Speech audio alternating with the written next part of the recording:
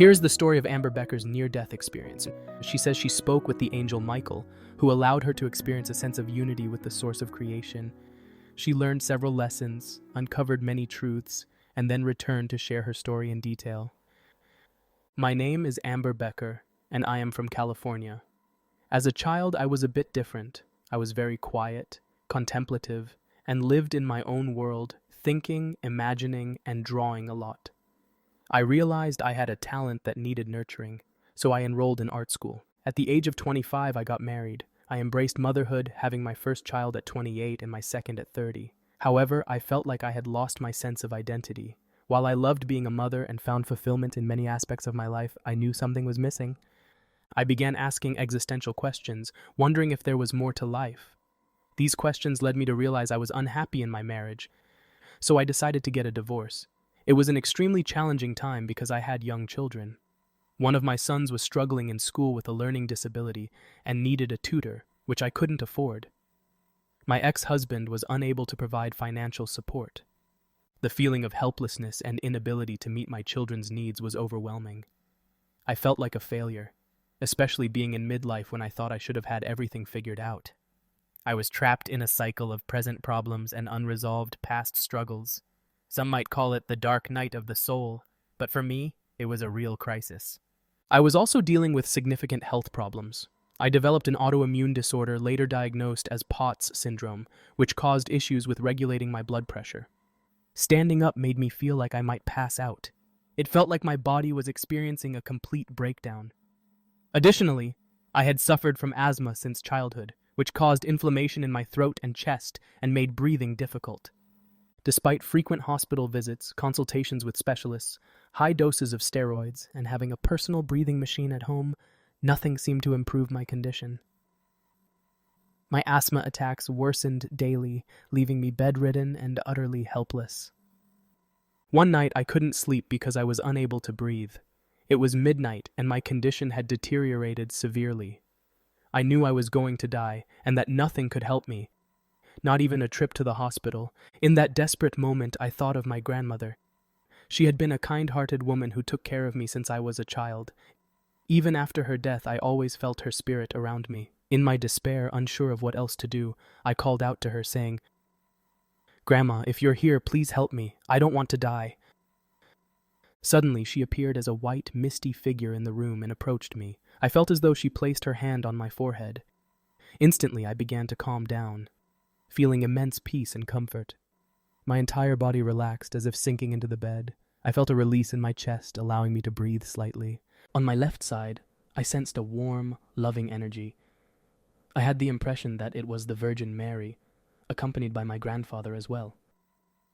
For me, my grandmother and the Virgin Mary represent unconditional love. Their presence felt profoundly real. As I was immersed in these new emotions, I became aware of another presence. This presence filled the entire space and stood at least 5 meters tall. Intuitively, I understood it to be the Archangel Michael. He looked different from how he's depicted in religious icons. His presence was masculine, powerful, and immense, filling the room. I had never felt anything like it in my life. I lay in bed, surrounded by them. They told me that my lung condition was a result of all the grief, sorrow, and trauma I had been holding in my chest. They also pointed out the guilt I felt over my divorce and my belief that I had failed as a mother. They told me I needed to let go of all this sadness. Their words filled me with reassurance and relief. At the same time, I noticed myself feeling lighter, as if leaving my body and floating away. My consciousness was fully awake, and I knew I wasn't imagining it. I asked, "Grandma, what's happening? I thought you were here to save me, and now I'm dying." At that moment, my grandmother stepped back, and the Archangel Michael took over. He said, "You will not die. It is not your time." I felt myself traveling through what resembled a tunnel, a warm passage glowing with a faint orange hue, dimly lit but comforting. It seemed to guide me on a journey, reviewing the stages of my life. The Archangel Michael spoke to me saying, "What is happening to you now is divine intervention. We are here to remind you that you are not defined solely by your thoughts and struggles. You are more than a body with a mind." His words resonated deeply, planting a truth within my soul. I instantly understood him, as if I had always known this truth. Inside, I kept saying, Yes, this is true. Before this experience, I had believed my existence was confined to a single life filled with illness, financial difficulties, and sorrow, nothing more. Then, I was shown a scene of myself crying. He said to me, "These emotions are temporary. You are a seed in the universe, an infinite existence and an unlimited force. You are part of the whole, connected to the source." He added, "To fully comprehend what I am revealing to you, you will become one with the consciousness that is the source of creation." I then began another journey, moving toward the center of the universe. I felt my consciousness merge into the singular awareness that encompasses all of us. This awareness is God, a pure energy that contains everything.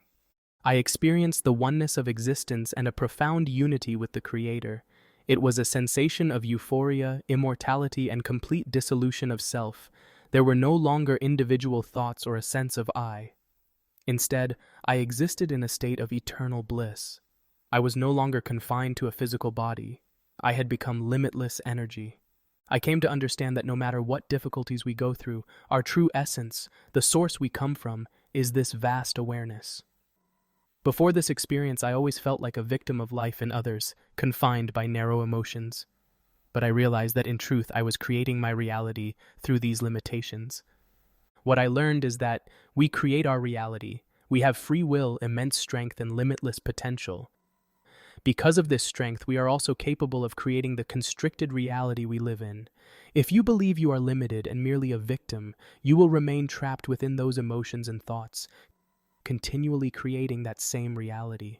This was the greatest gift I have ever received in my life. The realization that no matter what you feel or think at the moment, you have the ability to awaken and create a new state of being. Nothing stands in your way, not circumstances, not situations. I had faced crises and setbacks in life that led me to believe, you're not successful, you can't achieve anything, you're in poor physical and emotional condition. But they showed me otherwise. The Archangel Michael told me, one of your tasks in life is to explain to others that they can connect to their higher divine side. We all possess unlimited power and potential. After being fully united with the Creator of the universe, my individual awareness slowly began to shift.